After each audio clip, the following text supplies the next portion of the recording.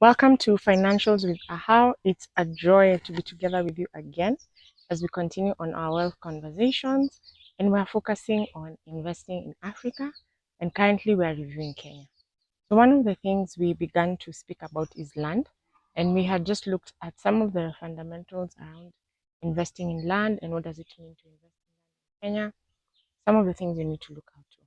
So, when we think about land, it's always one of those things that it's such a big one. I think when I even look at the history of the world, part of the reason why conquest happened was so that people would get more land. Then, if you look at African history, like a village was conquered so that they would be able to increase their territory, which ideally meant that they were seeking to increase their land holding. So it means that land is really something. But then the bigger question we ask ourselves is, as we invest in this land, what do we want to do with that land in terms of just making it more productive? So when we were asking ourselves that question, I thought about how can I, as a financial wellness, trainer and conversationalist, give us a few ideas. And believe it or not, where I'm at, it's amazing, green place. We were just having a conversation around, are we putting our land to the best use possible? So here you are, you've bought your land, you want to have property income. So what are some of the best things that you can think of doing with your land? For a long time, we've had land for farm. And that farming would either be subsistence or it would either be cash crop, depending on the area where you are. And if you think of like Kenya, regions are divided based on the cash crops they grow. So you find like maybe in central Kenya, it will be coffee, it will be tea, it will be some type of nuts. You come to the coastal side of Kenya, you find other items. You go to Western Kenya, you find maize, you find wheat.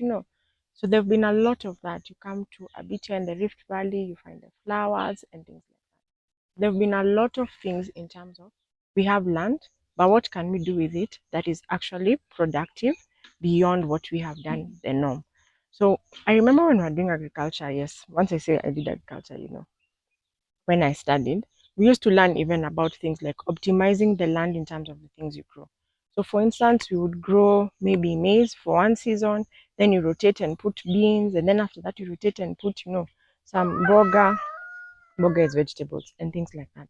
And I think of even my grandmother, every time we'd visit her, she'd be planting, but we would not find the same things planted in the farm.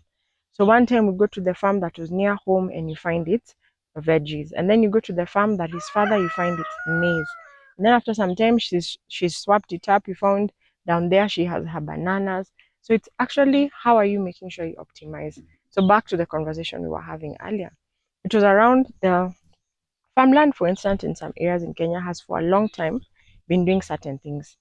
But maybe based on how the industries have gone, based on how the borders have opened, it's some of those things that we're farming here are cheaper from other places. So, for instance, something like sugarcane. Sugarcane was farmed like in southern Nyanza for a long time, so affordable. But you find that now it's not as lucrative or such a cash crop. Some of the big sugar companies, have collapsed. So, what else can they do with the land? And someone was like, you can put vegetables. Right now, people are looking for these natural, fresh vegetables, and even supermarkets are buying them like that. The things you used to go and get from the store, from the soko, like the local market, you're now getting them from the supermarket. So we also have to have that diligence of building up a bit of research. Then maybe you have land and you don't have the amount of money you need to develop it. Why could you not landscape it and then turn it into a venue for events? Or put up, a playground for children or lease it out.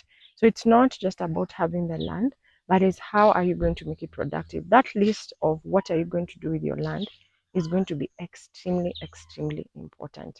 You could also have land that you buy jointly. And the beauty of buying joint land is that you're able to buy bigger pieces of land. And that enables you to have a larger tract that you can do more with and later on split it up. And then there's also the place of property.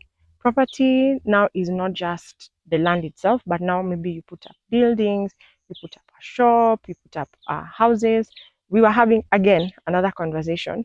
Currently, there's been such a wave of being able to have affordable housing and affordable structures. So we're talking about container buildings. So how container buildings are done very efficiently. And then someone has land and they can put up something like small shops and things like that. So there's a lot of thought process that you can put into what you're going to do with your land. and also the area where that land is, and then you're able to have another source of income from that land.